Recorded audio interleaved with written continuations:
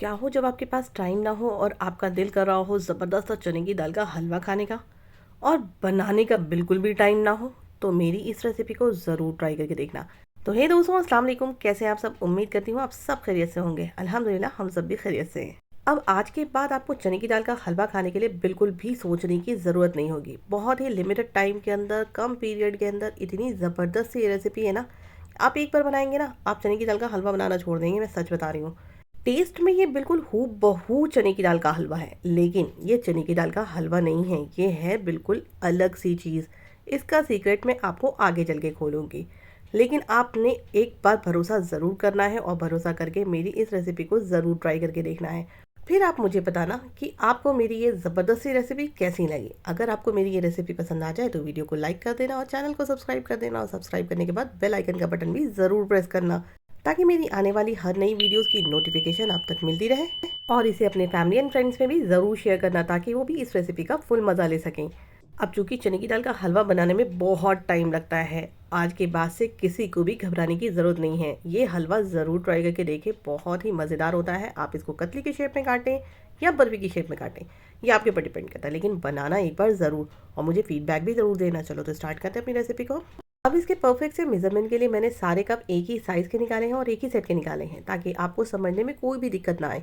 चलिए, तो अब यहाँ पर मैंने लिए हैं एक कप में बेसन, एक कप में लिया है मैंने खोया, और एक कप में ली है चीनी, और एक कप खाली कौन सा है, तो इसमें हमें लेना है घी। घी के लिए मैंने ये कप खाली रखा है। आप घी को भी इसी से नाप करके लीजिएगा। अब समझ में आपको आ गई होगी बात कि ये है बेसन का हलवा, यानी बेसन की बर्फ़ी। ज़बरदस्त इसका टेस्ट है, लेकिन बनाने का इसका जो टेक्निक है ना, अगर आपने इसको फॉलो करा तो बिल्कुल चने की दाल का हलवे का टेस्ट देगा। बस एक कटोरी घी को हमें पैन के अंदर ऐड करना है, और ऐड करने के बाद डायरेक्टली हम डालेंगे इसके अंदर वो एक कप बेसन। यहाँ पर एक कप घी के अंदर एक कप बेसन नहीं जाएगा। मैं आपको बता रही हूँ कि एक कप बेसन की जगह हमें बेसन की क्वांटिटी लेनी है 1.5 कप। 1.5 कप बेसन और एक कप घी, ये है परफेक्ट मेज़रमेंट। घर का कोई सा भी आप एक कप ले सकते हैं अपने अकॉर्डिंग, और उसी के हिसाब से सारी मेज़रमेंट करिएगा। जिस तरह से मैंने सारे कप एक जैसे निकाले ना, वैसे ही आपको भी लेकिन सारे कप एक जैसे ही निकालने होंगे। अब बेसन को हमें घी के साथ परफेक्ट तरीके से भूनना है। बहुत ही जल्दी ये रेसिपी तैयार हो जाती है, लेकिन थोड़े से ट्रिक्स हैं जिसको फॉलो करना बहुत ज़रूरी है। अगर आप स्टार्टिंग में मीडियम टू लो फ्लेम रखेंगे ना, तो परफेक्ट तरीके से आपका बेसन बिल्कुल लूज़ होता चला जाएगा। ये देखिए, जो लूज़ हो रहा है ना हमारा बेसन, परफेक्टली ऐसे ही लूज़ हो जाएगा। और थोड़ी ही देर के अंदर आप देखेंगे इसका कलर चेंज होने लगेगा और बड़ी प्यारी सी खुशबू आने लगेगी। स्टार्टिंग में थोड़ी रॉ स्मेल आती है इसके अंदर से, लेकिन जैसे जैसे ये भुनता रहता है ना, बहुत ही अच्छी सी प्यारी सी खुशबू आने लगती है। बस हमें इसकी रॉ स्मेल निकालनी है और इसके अंदर परफेक्ट सा कलर लाना है भूनते हुए।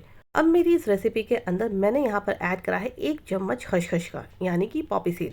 इससे क्या होता है ना कि जब ये क्रंच मुंह में आता है ना, जब आपका हलवा तैयार होता है या आपकी कतली तैयार होती है, ज़बरदस्त सा आपका टेक्सचर मुंह में आता है, बयान नहीं कर सकते। थोड़े से हम रोस्ट करने के टाइम पे ही बेसन को किशमिश और पिस्ते ऐड कर लेंगे। आप अपने अकॉर्डिंग नट्स कोई सा भी ऐड कर सकते हैं। अब बेसन के भुनने के टाइम पे ही नट्स हम इसलिए ऐड करते हैं ताकि वो भी थोड़े से हल्के से रोस्ट हो जाएं। अब हम हाथों हाथ अपने खोए को भी यहीं पर ऐड कर लेंगे और परफेक्टली हम बेसन के साथ मिक्स कर लेंगे, क्योंकि हमारा बेसन के अंदर से ज़बरदस्त सी खुशबू आने स्टार्ट हो चुकी है। तो यानी हमारे बेसन के भुनने का प्रोसेस कंप्लीट हो चुका है।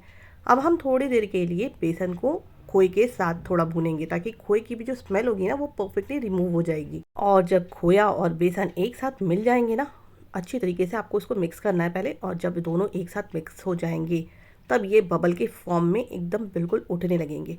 ज़बरदस्त सी खुशबू तो आ ही रही है चारों तरफ, लेकिन ये देखने में भी बड़े ही प्यारे लगते हैं और ज़बरदस्त सा आपका टेक्सचर तैयार होना स्टार्ट हो जाता है। बस अब यहाँ पर हमें क्या करना है कि हम इसको कंटिन्यूसली स्टर करते रहेंगे। मीडियम टू लो फ्लेम हमारी स्टार्टिंग से ही रहेगी। ख्याल ये रखना है कि हमें हाई फ्लेम के ऊपर बिल्कुल भी इसको नहीं करना है, क्योंकि ये बहुत ही जल्दी जल जाता है। फ्लेवर के लिए आप यहाँ पर इलायची पाउडर यूज़ कर सकते हैं, या अगर आपके घर में इलायची पाउडर का फ्लेवर पसंद नहीं है तो आप यहाँ पर वनीला एसेंस डाल सकते हैं। बच्चों के हिसाब से जो भी आपको फ्लेवर पसंद है वो यहाँ पर ऐड कर सकते हैं। अब यहाँ पर परफेक्ट तरीके से हमारी सारी चीज़ें प्रॉपरली रोस्ट हो चुकी हैं और बहुत ही ज़बरदस्त सी खुशबू के साथ साथ ये बेसन का हमारा कलर भी ज़बरदस्त सा तैयार हो गया। अब हम यहाँ पर क्या करेंगे, हम ऐड करेंगे चीनी। चीनी जो हमने एक कप निकाल के रखी थी, वही कप हम यहाँ पर ऐड कर लेंगे, और उसी कप के अकॉर्डिंग हम यहाँ पर एक कप दूध का भी ऐड कर लेंगे। लेकिन अगर आप मीठा ज़्यादा खाना पसंद करते हैं तो 1 से 1.5 कप चीनी भी अपने अकॉर्डिंग यहाँ पर सेट कर सकते हैं। चीनी के मिठास आप अपने अकॉर्डिंग कम या ज़्यादा कर सकते हैं। अब दूध डालने के बाद हम गैस की फ्लेम को कर देंगे हाई और इसे कंटिन्यूअसली स्टर करते हुए हम इसे पकाएंगे।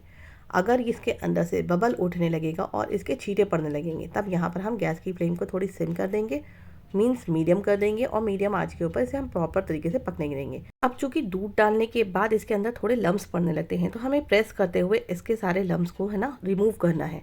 तो इसको हम प्रॉपर तरीके से मिक्स करते चले जाएंगे ना, तो ये बिल्कुल अच्छी तरीके से मिक्स होता चला जाएगा और थोड़ा सूखता चला जाएगा, एक साथ असेंबल होने लगेगा ये। और जैसे ही इसके छींटे उठने बंद हो जाएंगे, आप इसे कंटिन्यूअसली हाई फ्लेम के ऊपर ज़बरदस्त तरीके से स्टर करते रहिए।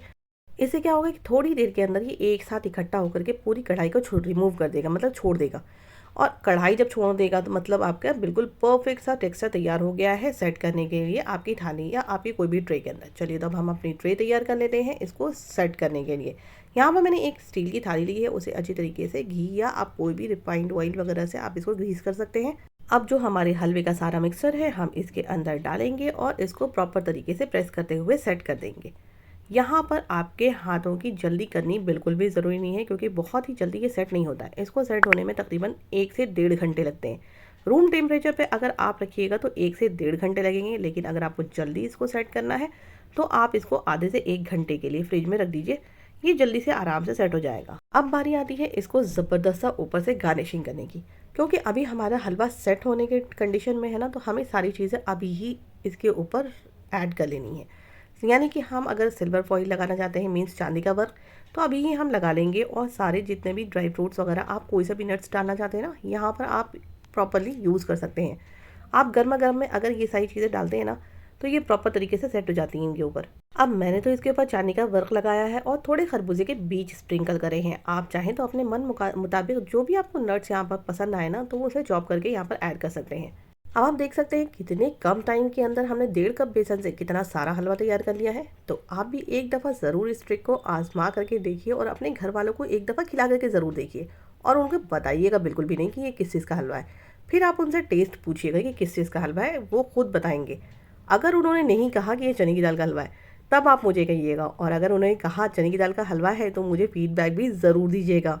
चलिए, तब मैंने तो यहाँ पर खरबूजे के बीजों को अच्छी तरीके से स्प्रिंकल करने के बाद थोड़ा सा प्रेस कर दिया, ताकि ये हलवे में आराम से सेट हो जाए। और इसे तकरीबन आधे घंटे के बाद हम इसके ऊपर कट मार्क लगा देंगे, ताकि ये अच्छी तरीके से ठंडा होने के बाद प्रॉपरली निकल सके। अब हम इसे 1 से 1.5 घंटे के बाद ही रिमूव करेंगे और देखेंगे ज़बरदस्त ही हमारी बर्फ़ी का शेप हमारे हलवे ने ले लिया है। आप भी ज़रूर ट्राई करके देखिए मेरी इस आसान सी रेसिपी को। चलिए, तब हमारी रेसिपी तो यहाँ पर हो गई है परफेक्टली तैयार। हम चले इसको सर्व करने। आप भी इस रेसिपी को ज़रूर ट्राई करके देखें और अपने घर वालों के साथ इस रेसिपी को फुल एंजॉय करें और उनके साथ इस रेसिपी को शेयर भी ज़रूर करना, ताकि वो भी इस रेसिपी का फुल मज़ा ले सकें। चलिए, तो अगर आपको मेरी ये फटाफट से बनने वाली ज़बरदस्त सी हलवे की रेसिपी पसंद आ गई हो तो मेरी वीडियो को कर दीजिएगा लाइक और चैनल को कर दीजिएगा सब्सक्राइब। और सब्सक्राइब करने के बाद पता है ना, बेल आइकन का बटन भी ज़रूर प्रेस करना, ताकि मेरी आने वाली हर नई वीडियोज़ की नोटिफिकेशन आप तक मिलती रहे। वैसे तो आप इसको साल के किसी भी महीने में आराम से बना करके फुल एंजॉय कर सकते हैं, लेकिन इस शब बरात इस आसान से हलवे की रेसिपी को ज़रूर ट्राई करें और मुझे अपना फीडबैक देना बिल्कुल भी ना भूलें। चलिए, तो अपनी दोस्त को दीजिए इजाज़त। फिर इंशाल्लाह नई नई वीडियोज़ और नई नई आसान सी रेसिपीज़ के साथ आपसे मुलाकातें होती रहेंगी। तब तक अपना ख्याल रखिए, दुआओं में बहुत बहुत बहुत याद रखिए। अल्लाह हाफिज़। एंजॉय योर हलवे की रेसिपी।